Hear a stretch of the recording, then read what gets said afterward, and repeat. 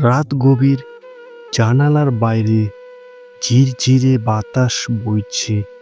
ঘরের এক কোণে মৃদু আলোয় বসে আছে অনির্বাণ। সামনে একটা পুরনো ডায়েরি খোলা, পাতাগুলোতে সময়ের দাগ লেগে গেছে। সে ধীরে ধীরে আঙুল বোলাচ্ছে একটা নামের উপর, মেঘা। আজ থেকে ঠিক 7 বছর আগে এই ডায়েরির প্রথম পাতায় সে লিখেছিল, আমরা চিরদিন একসঙ্গে থাকব। কিন্তু চিরদিন কেউ কারো পাশে থাকে না। মেঘা ছিল ওর জীবনের সবচেয়ে বড় আশ্রয়। ভালোবাসার প্রতিটা মুহূর্ত যেন একটা স্বপ্ন ছিল। কলেজে প্রথম দেখা, তারপর ধীরে ধীরে কাছে আসা, একসঙ্গে কাটানো হাজারটা মুহূর্ত, সব আজ শুধু স্মৃতি। অনির্বাণ ডায়েরির পাতা উল্টায়। একটা শুকনো গোলাপের পাপড়ি মাটিতে পড়ে যায়। সে ওটাকে তুলে নিয়ে চেয়ে থাকে কিছুক্ষণ। শেষবার যখন মেঘার সাথে দেখা হয়েছিল, তখন একটা অঝোর বৃষ্টির দিন ছিল।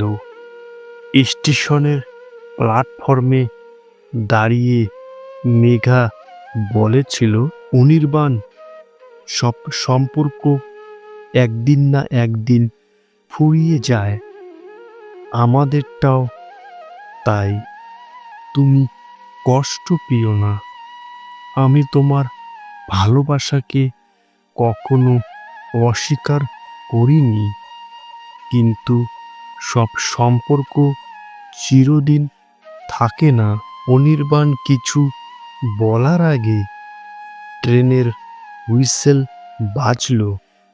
মেঘা একবার ফিরে তাকিয়ে ম্লান হাসল, তারপর ট্রেনের ভিতরে হারিয়ে গেল। আজ এত বছর পর অনির্বাণ বুঝতে পারে, মেঘা ঠিকই বলেছিল, জীবন কোনো কিছু চিরদিন ধরে রাখে না। সময়ের স্রোতে মানুষ বদলায়, সম্পর্ক বদলায়। ডায়েরিটা বন্ধ করে জানালার দিকে তাকিয়ে থাকে অনির্বাণ। বাইরে পূর্ণিমার চাঁদ। এই চাঁদটা তখনও ছিল, আজও আছে, কিন্তু মেঘা নেই। তবুও জীবন থেমে থাকে না, কারো জন্যই না।